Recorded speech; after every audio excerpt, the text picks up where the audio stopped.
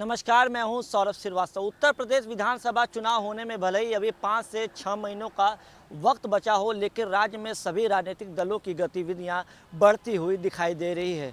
जनता को अपने पाले में लाने के लिए सभी दल रणनीति बनाने में जुटे हुए हैं। दिल्ली में यूपी के बीजेपी सांसदों की हुई बैठक के बाद बीजेपी की तरफ से ऐलान किया गया है कि वो आशीर्वाद यात्रा निकाल रही है। तो अब बीजेपी को मात देने के लिए समाजवादी पार्टी की तरफ से भी साइकिल यात्रा का ऐलान कर दिया गया है। हम आपको बता दें कि उत्तर प्रदेश में जो ये यात्राएं निकल रही हैं, इसका क्या परिणाम होगा, किसके पक्ष में नतीजे आएंगे, ये तो चुनाव के बाद ही पता चलेगा। लेकिन जो ये यात्राओं का एक सिलसिला शुरू हुआ है उत्तर प्रदेश में, इसने राजनीतिक का जो सियासी पारा है उसको ज़रूर बढ़ा दिया है। हम आपको बता दें कि यूपी में जिस तरीके से लगातार कोरोना के बाद से और कुछ चीज़ों को लेकर के समाजवादी पार्टी लगातार भाजपा को घेरने में लगी हुई थी, तो इसको लेकर के दिल्ली में यूपी के बीजेपी सांसदों की बाकायदे एक बैठक हुई। बैठक में पूरी तरीके से रणनीति बनाया गया है, जिसमें ये प्लान तैयार किया गया है कि बीजेपी में के जो सांसद है उत्तर प्रदेश के, जिन्हें मोदी मंत्रिमंडल में शामिल किया गया है, 7 सांसदों को शामिल किया गया है मंत्रिमंडल में, वे सभी सांसद लगभग 16 अगस्त से 18 अगस्त तक आशीर्वाद यात्रा निकालेंगे। और लगभग ये आशीर्वाद यात्रा जो होगी ये 300-400 किलोमीटर की होगी, जिसमें एक केंद्रीय मंत्री जो मंत्रिमंडल में शामिल हुए हैं केंद्रीय कैबिनेट में, वो यात्रा निकालेंगे। 300 से 400 किलोमीटर का ये सफ़र करते हुए ये गृह जनपद जाएंगे। उसमें ये सरकार की योजना, केंद्र सरकार की योजना, राज्य सरकार की योजना को जनता के बीच बताएंगे। खुली जीप में यानी खुले वाहन पे ये जो नेता हैं ये सफ़र करेंगे और लगातार लोगों से जुड़ेंगे। और रात में ठहरने का भी जो कार्यक्रम है वो इस तरीके से बनाया गया है कि ताकि हर तबके के लोग तक भारतीय जनता पार्टी और उसकी विचारधारा पहुँच सके, उसकी रणनीति पहुँच सके। जनता के लिए जो विकास के प्लान बीजेपी की तरफ से तैयार किए गए उसको ज़्यादा से ज़्यादा तक लोगों तक अवगत कराया जाए। इसके लिए गांव में किसी भी ग्रामीण के यहाँ रुकने के लिए भी इन लोगों का ऐसा प्लान बनाया है। भारतीय जनता पार्टी के शीर्ष नेतृत्व ने ऐसा प्लान बनाया है कि केंद्रीय मंत्री इस तरीके से यात्रा को निकालेंगे जिससे ज़्यादा से ज़्यादा लोगों को अपने से जोड़ा जा सके। ये यात्रा सबसे पहले आसपास की जो मंत्री निकालेंगे वो अपने गृह जनपद से जाने से पहले लगभग आसपास के 4 लोकसभा क्षेत्रों को पूरी तरीके से ये कवर करेंगे।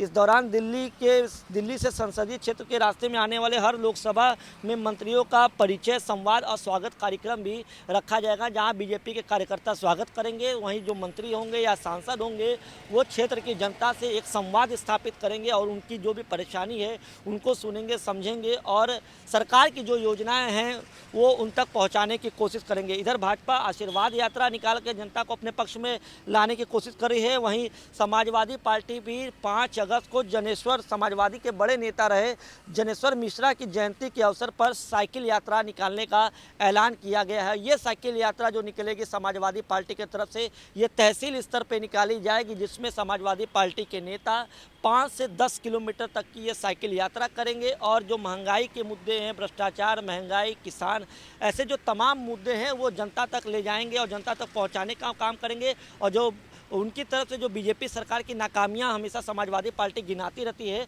वो जनता तक पहुंचाने का काम करेंगे। तो उत्तर प्रदेश में भले ही चुनाव में भी कुछ महीनों का वक्त बचा हो, लेकिन तमाम जो पार्टियां हैं वो पूरी तरीके से अपने अपने तरीके से जनता को अपने पक्ष में लाने की कोशिश कर रही हैं। लेकिन फिलहाल यात्राओं का एक सिलसिला उत्तर प्रदेश में शुरू हुआ है। हम आपको बता दें इन यात्रा का मकसद क्या होता है। भाजपा जन आशीर्वाद यात्रा के जरिए हर विधानसभा में अपनी मौजूदगी का एहसास कराना चाहती है।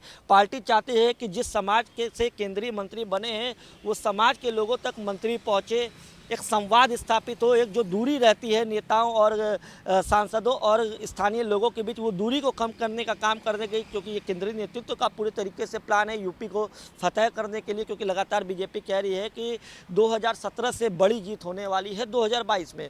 तो वहीं समाजवादी पार्टी ने इस पूरे यात्रा में जो साइकिल यात्रा निकाली, इसमें बीजेपी की नाकामी और जो महंगाई के मुद्दे हैं, भ्रष्टाचार के मुद्दे हैं, इन तमाम मुद्दे पर बीजेपी को घेरने के लिए और जनता को उन चीज़ों से अवगत कराने की पूरी तरीके से कोशिश करेगी। तो हम आपको बता दें इससे पहले अखिलेश यादव ने भी शुक्रवार को बाकायदे ट्वीट करते हुए बीजेपी की आशीर्वाद यात्रा पे तंज कसा था। उन्होंने कहा था भारतीय जनता पार्टी जिस तरीके से आशीर्वाद यात्रा निकाल ली है वो लोगों के सुख और चैन को छीनने वाली पार्टी है और अब लोगों से आशीर्वाद लेने के लिए आशीर्वाद यात्रा निकाली। तो लगातार जिस तरीके से सोशल मीडिया पे भी ये तमाम पार्टियां जो है एक दूसरे पर वार कर रही हैं, तो अब एक दूसरे की यात्राओं के जवाब में यात्राओं का सिलसिला भी पार्टियों की तरफ से शुरू कर दिया गया है। तो आने वाले समय में ये यात्रा किसके लिए फ़ायदेमंद साबित होगी, ये तो चुनाव के नतीजे ही बताएंगे। लेकिन अभी से ही सभी पार्टियां, सभी दल पूरी ताकत के साथ चुनावी मैदान में उतर चुके हैं।